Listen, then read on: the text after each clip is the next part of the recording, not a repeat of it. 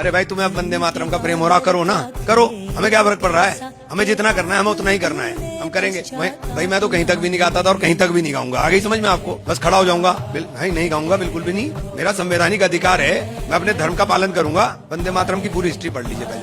नाही, मी यांचं नाव नाही घेत, तुम्ही यांचं नाव ऐकलं असेल, तुम्हाला माहिती असतील हे कोण आहे ते, तसं नाव लिहूनच आहे म्हणा. यांना म्हणायचे आम्ही वंदे मातरम नाही म्हणत. यांच्या नावावरून कळाले की ही कुठली कम्युनिटी आहे, हे कोण आहेत, सर्व कळतंय तुम्हाला.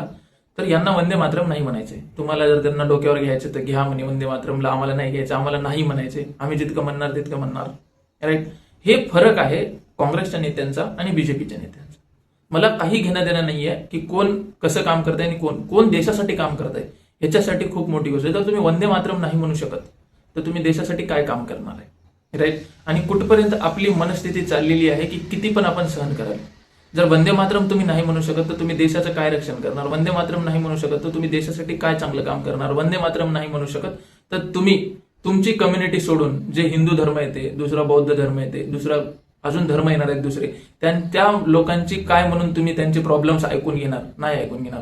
तुम्ही तुमच्या कम्युनिटीचं भलं करणार. तुम्ही तुमच्या कम्युनिटीच्या वृत्तीचे जे जिहादी वृत्ती असतात ना, त्या लोकांना तुम्ही समोर नेणार. कारण तुम्ही एक लीडर आहे आणि लीडरच या पद्धतीनं बोलताय, तर मग ते खालचे जे लोक येणार आहेत तुमच्या कम्युनिटीचे, ते पण याच पद्धतीने समोर जाणार आहेत. याची तुम्ही दक्षता घ्या. बाकी आम्हाला आमच्या देशावर प्रेमच आहे. वंदे मातरम. जय हिंद.